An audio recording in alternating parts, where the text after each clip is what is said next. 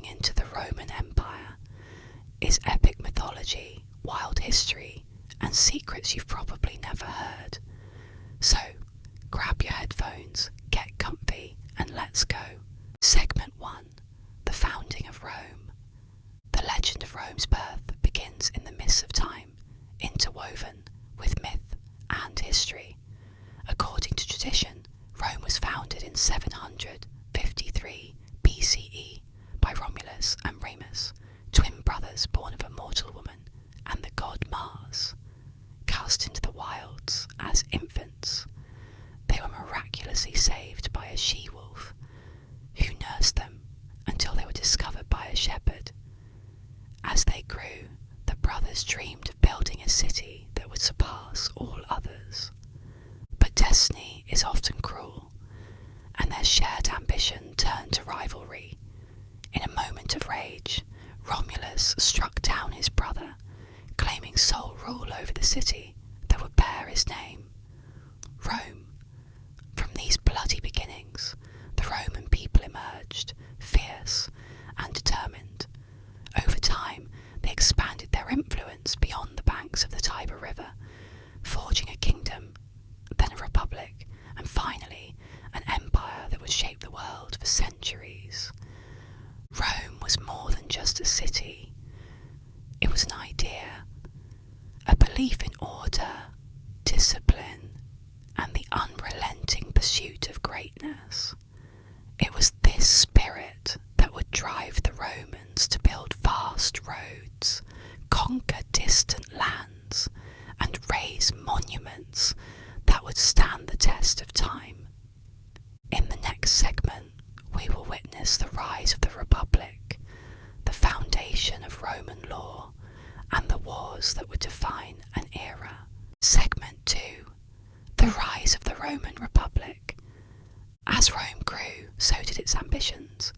The city's first kings ruled with absolute power, but the Romans, ever wary of tyranny, soon overthrew their monarchy.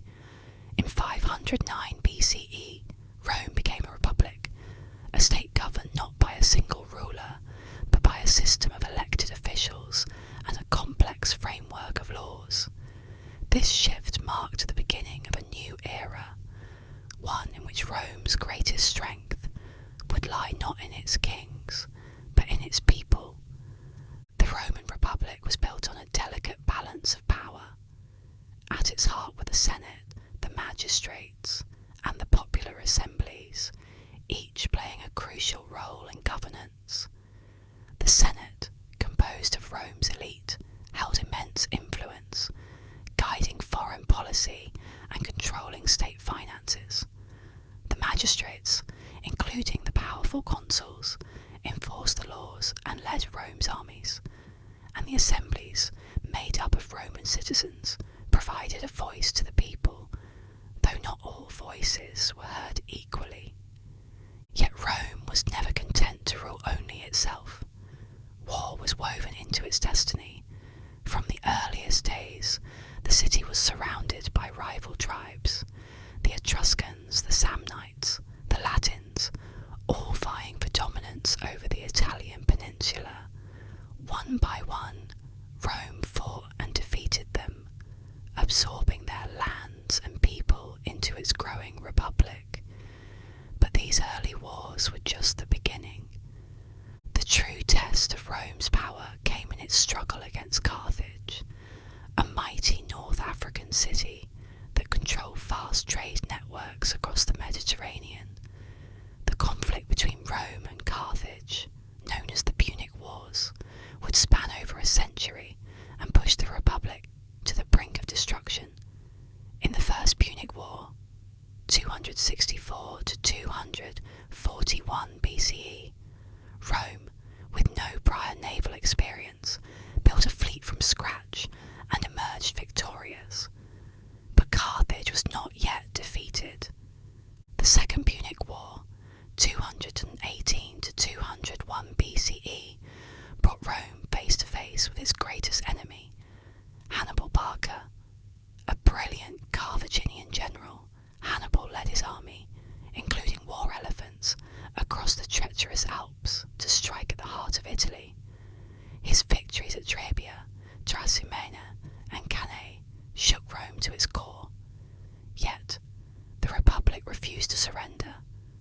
Over years of brutal conflict, Rome adapted, counter-attacking in Africa and forcing Hannibal to defend his homeland.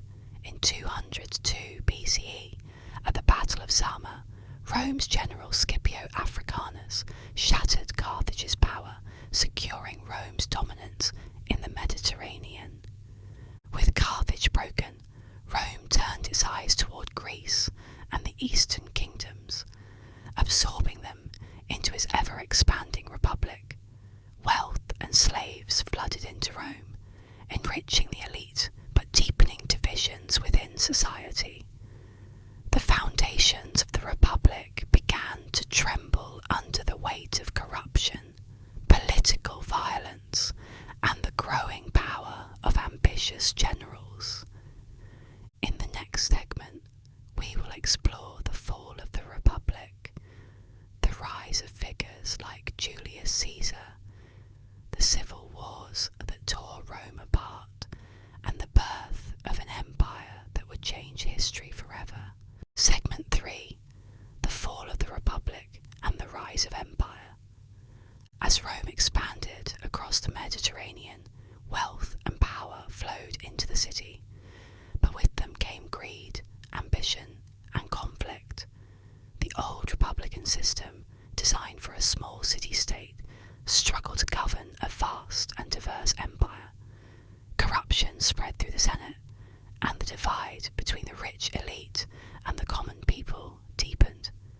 Landless citizens, once the backbone of Rome's legions, found themselves displaced by vast estates run by slaves. Tensions grew, and with them, the first cracks in the Republic's foundation appeared. The late Republic was an age of reformers and revolutionaries, but also of violence and betrayal. The Gracchi brothers, Tiberius and Gaius, sought to restore balance by redistributing land to the poor. But the Senate, fearing the loss of its power, responded with brutality. Both brothers were assassinated, setting a precedent for political murder in Rome. The Republic had entered a dangerous new era where might, not law, determined a man's fate. It was in this climate that ambitious generals rose to prominence, using their armies to gain political influence. Among them was Gaius Marius, who reformed the military by recruiting landless citizens and offering them rewards of land and wealth. His rival, Sulla, marched his own legions into Rome itself, proving that force could override the Republic's laws. When Sulla seized power as dictator, he purged his enemies and reshaped Rome's government, but his rule only deepened the cycle of violence. Yet the most famous name of this era was Julius Caesar. A brilliant general, Caesar expanded Rome's borders through his conquest of Gaul, becoming a legend among his soldiers. But his rising power made him a threat to the Senate and his former ally, Pompey. Ordered to disband his army, Caesar made a fateful decision. He crossed the Rubicon River in 49 BCE, marching on Rome and plunging the Republic into civil war. Caesar's victory was swift, and he declared himself dictator for life. He enacted reforms, granting citizenship to conquered peoples, restructuring debt, and creating the Julian calendar. But Rome's elite feared he aimed to become king. On the Ides of March, 44 BCE, Caesar was assassinated by a group of senators, including his friend Brutus. They believed they had saved the Republic, but instead they had doomed it. Caesar's death ignited another civil war. His adopted heir, Octavian, joined forces with Mark Antony to hunt down the assassins. But soon, Octavian and Antony turned on each other. Antony, allied with Cleopatra of Egypt, clashed with Octavian in a final struggle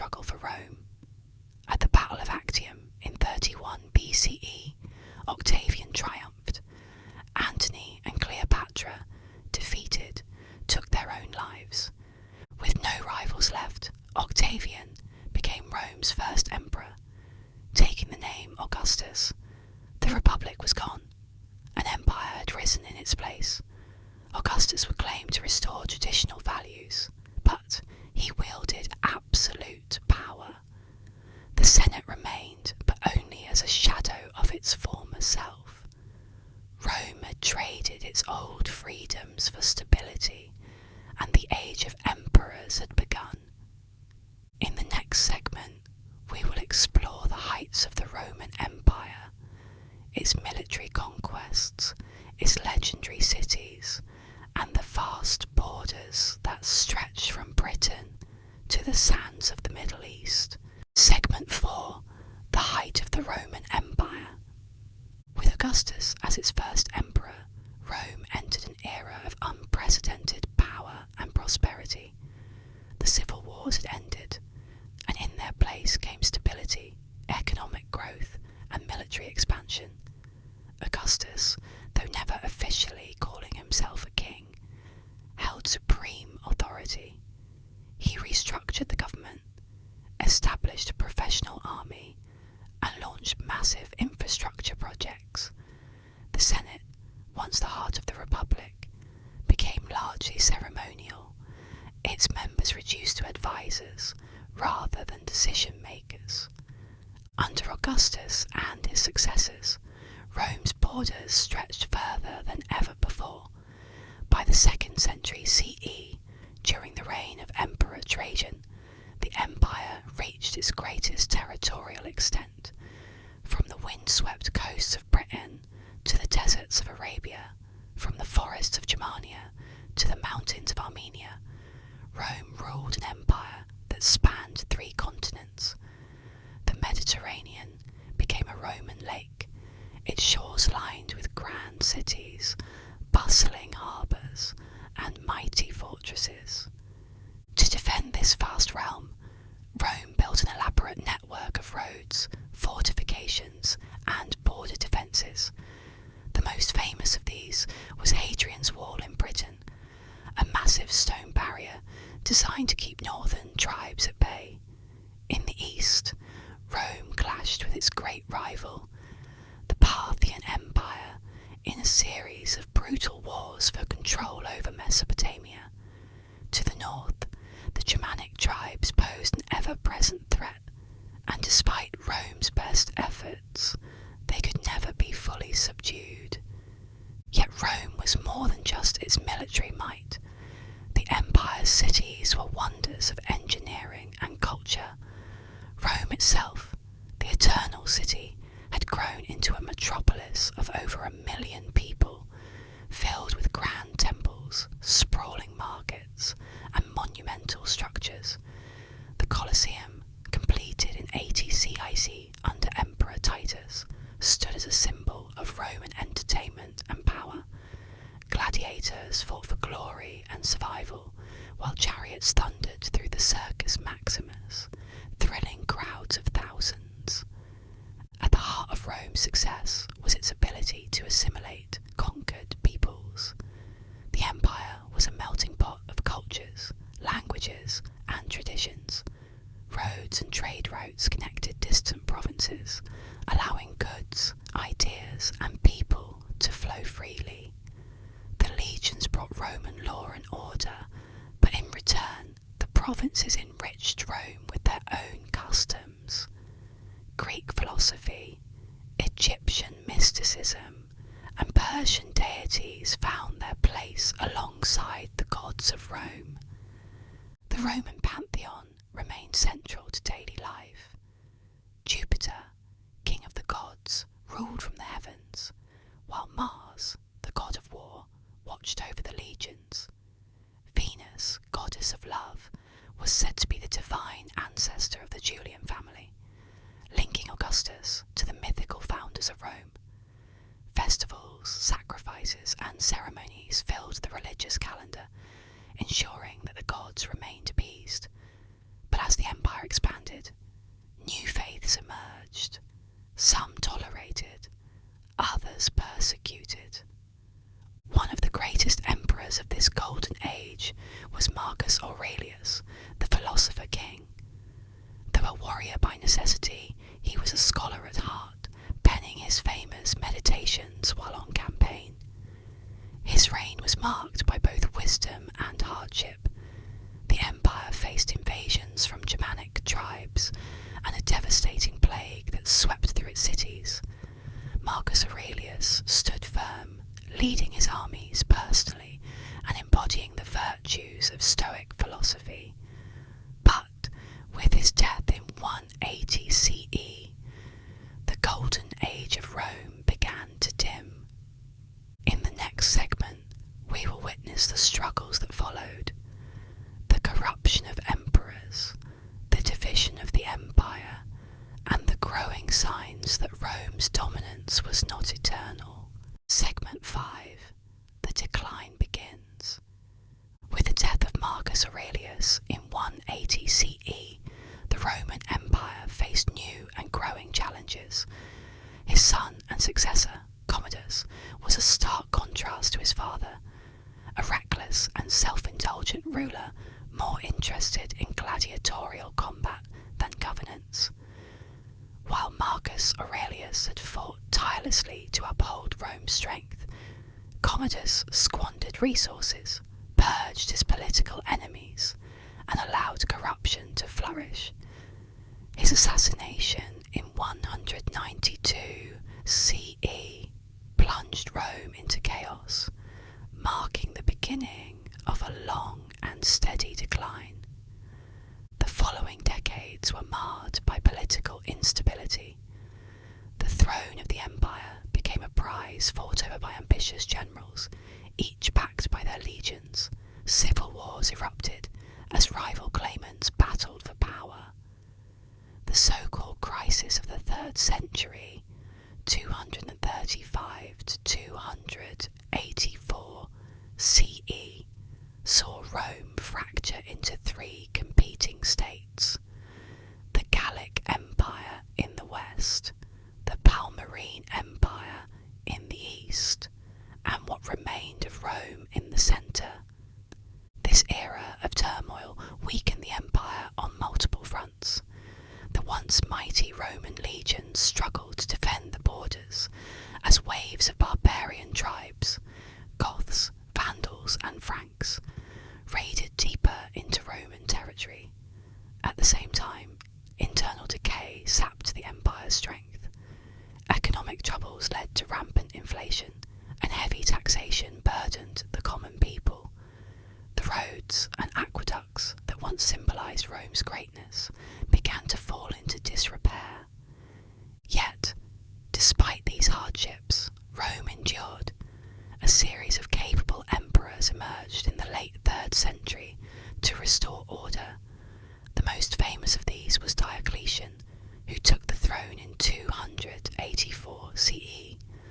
Recognising that Rome had grown too fast for one man to rule alone, he divided the empire into eastern and western halves, each governed by its own emperor. This system, known as the Tetrarchy, brought temporary stability, but it also set a precedent that would eventually lead to a permanent division between the Eastern and Western Roman empires.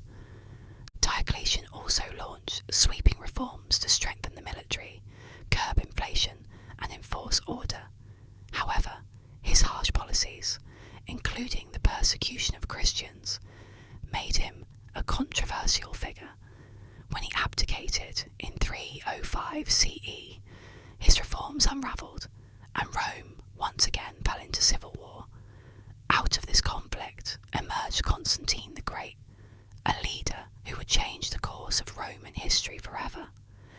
In the next segment, we will explore Constantine's reign, his conversion to Christianity, and how his decisions shaped both the empire and the future of Europe. Segment 6. Constantine the Great and the dawn of a new Rome. As Rome teetered on the brink of collapse, a new leader emerged to reshape the empire's destiny: Constantine the Great. Rising to power after a series of bloody civil wars, Constantine defeated his rivals and became the sole ruler of Rome in 324 CE. His reign marked one of the most transformative periods in Roman history, ushering in sweeping changes that would define the empire for centuries to come.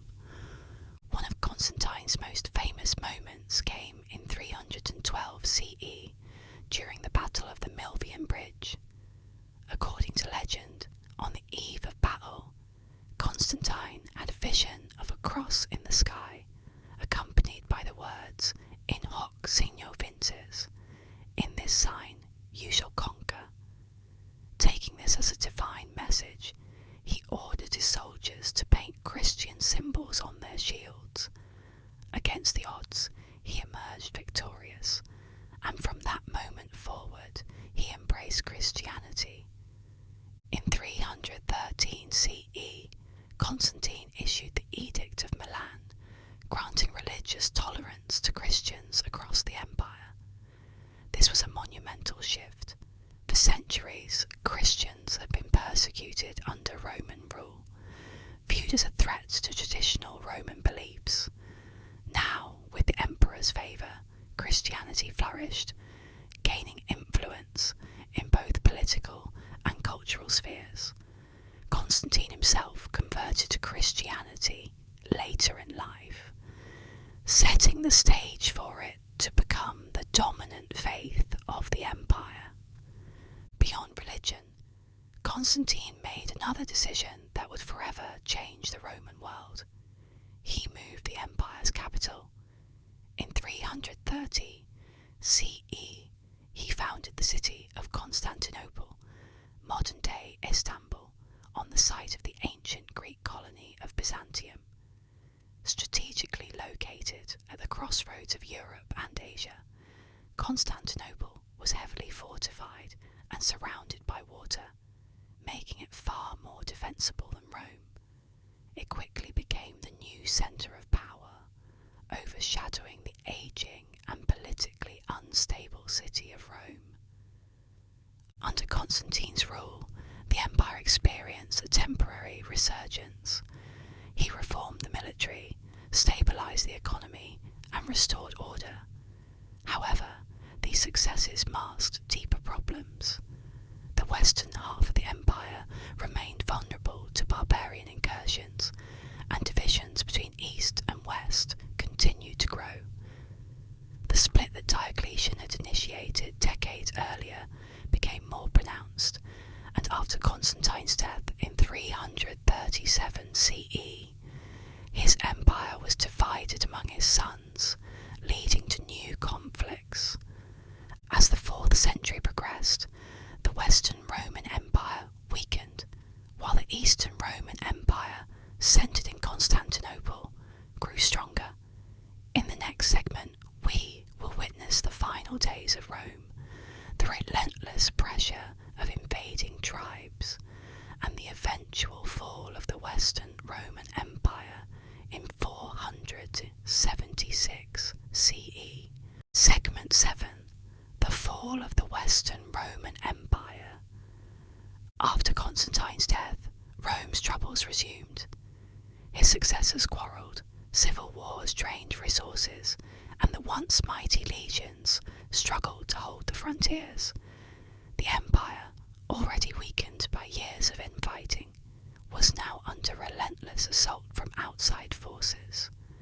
The 4th and 5th centuries saw waves of barbarian invasions that would ultimately bring about the fall of the Western Roman Empire. The most devastating blow came in 410 CE, when the Visigoths, led by their king Alaric, sacked Rome. For the first time in 800 years, the Eternal City had fallen to a foreign enemy. This sent shockwaves throughout the empire. Though Rome was no longer the capital, it remained a powerful symbol, and its fall signalled that the empire's days were numbered. But the Visigoths were not the only threat. Other barbarian groups, including the Vandals, Ostrogoths, and Huns, pressed into Roman territory. The Vandals, after carving a path of destruction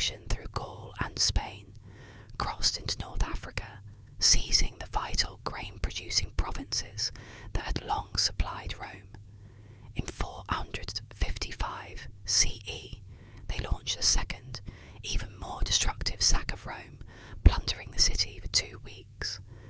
Meanwhile, the Huns, under the fearsome Attila, rampaged across Europe. In 451 CE, the Romans, allied with Germanic tribes, barely managed to halt Attila's advance at the Battle of the Catalaunian Plains. But the effort weakened Rome further, and when Attila died in 453 CE, the empire was already on the brink of collapse. By the late 5th century, the Western Roman Empire was little more than a fractured collection of territories ruled by local warlords. The last Roman emperor, Romulus Augustulus, was a mere boy when he was deposed in 476 CE by the Germanic chieftain Odoacer. Unlike past usurpers, Odoacer did not bother appointing a new puppet emperor. He simply sent the imperial regalia to Constantinople, signalling that the Western Roman Empire had ceased to exist. Rome had fallen, but its legacy endured. While the Western Empire collapsed, the Eastern Roman Empire, later known as the Byzantine Empire, continued to thrive from its capital in Constantinople. Roman law, culture, and engineering influenced the medieval world and beyond. The Latin language remained the foundation of European scholarship, and Christianity, which had taken root under Constantine, became the dominant faith of Europe. In the next segment, we will explore the aftermath of Rome's fall, how the remnants of its empire transformed into medieval kingdoms, and how the Eastern Roman Empire carried on Rome's traditions for nearly 1,000 more years. Segment 8. The legacy of Rome and the rise of Byzantium. Though the Western Roman Empire had fallen, Rome's influence did not disappear overnight. Instead, it evolved. The territories once ruled by Roman governors and legions became the foundations of medieval European kingdoms. Many Roman institutions, from law to engineering, continue to shape the societies that emerged in its wake. Latin remained the language of the church and scholars, while Roman roads, aqueducts, and buildings still stood as testaments to the empire's engineering prowess. One of Rome's most enduring legacies was its legal system. Roman law, codified in texts such as the Corpus Juris Civilis under Emperor Justinian in the 6th century, became the foundation for legal traditions across Europe. Concepts like contracts, property rights, and citizenship originated in Rome and persisted long after the empire's fall. The Roman Catholic Church, which had grown in influence during the later centuries of the empire, became the unifying force in medieval Europe, preserving knowledge, culture, and even fragments of Roman government. But while the Western Roman Empire had collapsed, the Eastern Roman Empire, known to modern historians as the Byzantine Empire, endured. From its capital, Constantinople, the empire continued Roman traditions for nearly 1,000 more years. Unlike the West, the Eastern Empire was wealthier, more urbanized, and better defended, allowing it to resist the invasions that shattered the Western provinces. Under Emperor Justinian, 527 to 565 CE, Byzantium attempted to reclaim Rome's lost lands, briefly reconquering parts of Italy, North Africa, and Spain. Justinian's reign marked a high point in Byzantine history. He commissioned the Hagia Sophia, one of the most magnificent cathedrals ever built, and sought to restore the glory of Rome. Yet, his conquests proved difficult to maintain. Constant wars drained the empire's resources, and new threats, such as the rise of Islam in the 7th century, reshaped the Mediterranean world. The Byzantines lost vast territories to Arab armies, but they managed to hold on to Constantinople, which would remain one of the world's great cities for centuries. Despite these challenges, Byzantium preserved Roman culture and law. Its emperors still called themselves Romans, and its people saw themselves as heirs to the great empire of the past. The Byzantine Empire would survive until 1453, when the Ottomans finally captured Constantinople, bringing an end to the last remnants of Rome. Yet, Rome's legacy endured far beyond Byzantium. The Holy Roman Empire, established in 800 CE under Charlemagne, sought to revive the spirit of Rome, though it never matched its predecessor's power. The Renaissance, centuries later, would see a renewed interest in Roman art, philosophy, and architecture, inspiring generations of thinkers and builders. Even today, the legal, political, and engineering achievements of Rome remain deeply embedded in modern society. In the next segment, we will explore how Roman mythology, its gods, legends, and traditions, continued to shape the beliefs and culture of the people who came after Rome's fall. From the adaptation of Roman deities into medieval folklore to their echoes in modern storytelling, the myths of Rome still whisper across the ages. Segment 9. The enduring myths of Rome. Though Rome as an empire faded, its myths and legends lived on. The gods of Olympus, once worshipped in grand temples across the empire, did not vanish overnight. Instead, they transformed, woven into the fabric of medieval folklore, literature, and even Christianity. Jupiter, once the almighty ruler of the heavens, was echoed in the Christian god. Mercury, the messenger, found similarities with angels and saints. Mars, the god of war, remained a symbol of strength and conquest, inspiring knights and warriors for centuries to come. Many Roman myths, especially those tied to the founding of the city, endured in storytelling. The tale of Romulus and Remus remained a potent symbol of destiny and struggle. The Aeneid, Virgil's epic about Aeneas, was studied throughout the Middle Ages and the Renaissance, reinforcing Rome's place in the imagination of future generations. Even today, stories of gods and heroes from Roman mythology are retold in literature, film, and art, proving that these ancient tales still have power. One of the most unexpected ways Roman myths survived was through the very institutions that replaced them. The Roman Catholic Church, despite rejecting pagan worship, adopted many traditions from the old Roman festivals. Saturnalia, the festival of Saturn, evolved into elements of Christmas celebrations. The imagery of saints often bore a striking resemblance to the old gods, and Rome itself remained the heart of the Christian world, with the Pope taking residence in what had once been the imperial capital. As the centuries passed, Rome became less a political entity and more an idea, a symbol of civilization, power, and continuity. The idea of Rome inspired emperors, kings, and even republics. It became the gold standard against which new empires measured themselves. Napoleon saw himself as a new Caesar. The United States borrowed heavily from Roman republican ideals.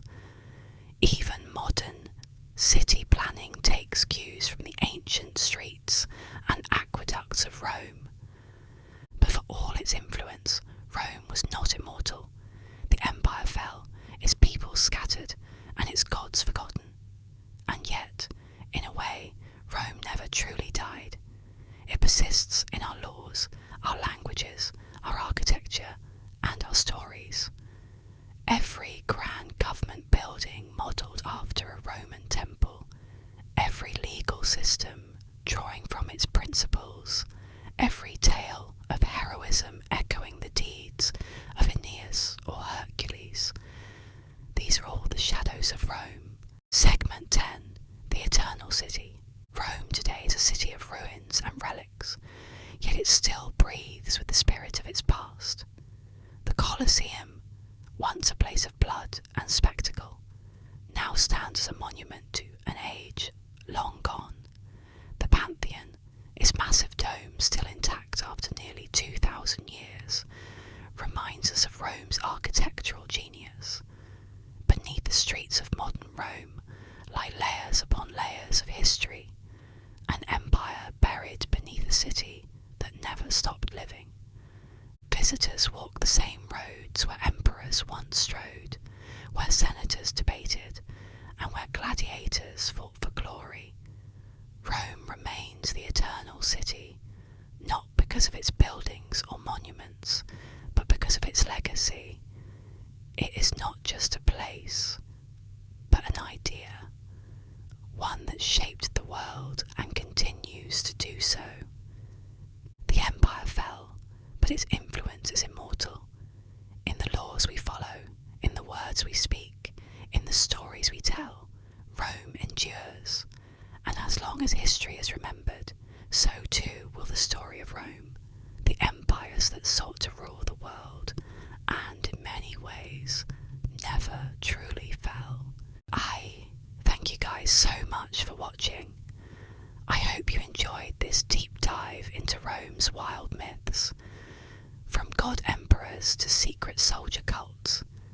If you liked it, smash that like button, and don't forget to subscribe for more ancient drama.